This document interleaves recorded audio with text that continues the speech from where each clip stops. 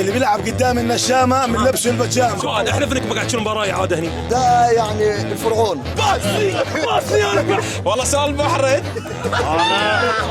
1 2 3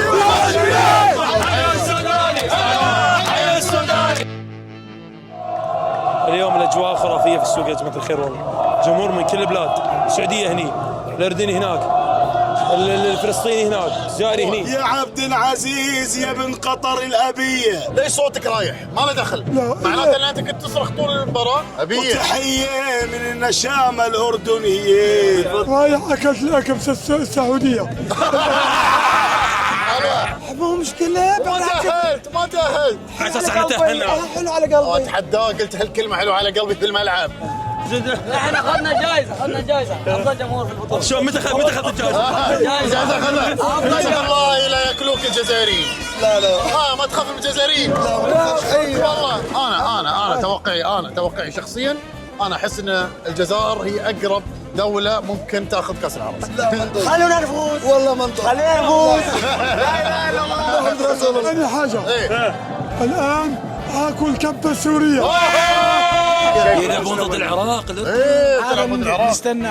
شوف العراق. ديربي. اسم العراق كافي. شلون؟ هاي هي كافيه تسكت اكبر واحد. ترى هاي كانت علاقة ودية بينهم ساعة قبل اللقاء. هذا بس توريني الكاس بس.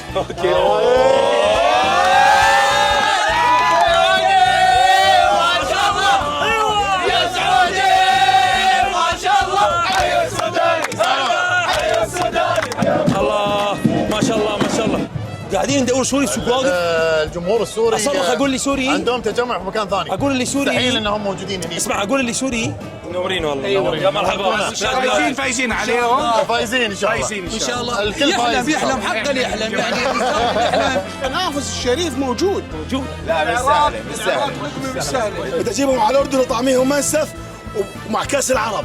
وي حبيبي بنعديه وحتى وعينا مغمضين. احترامنا لجميع المنتخبات، لكن ان شاء الله احنا واثقين بسقوطنا ان شاء الله. نشوفكم ان شاء الله في الحلقات الجايه باذن الله، وعدنا ان شاء الله هاليومين. ان شاء الله. وثاني شيء نرحب بالعرب كلهم في دوحه العرب، منورين كلهم.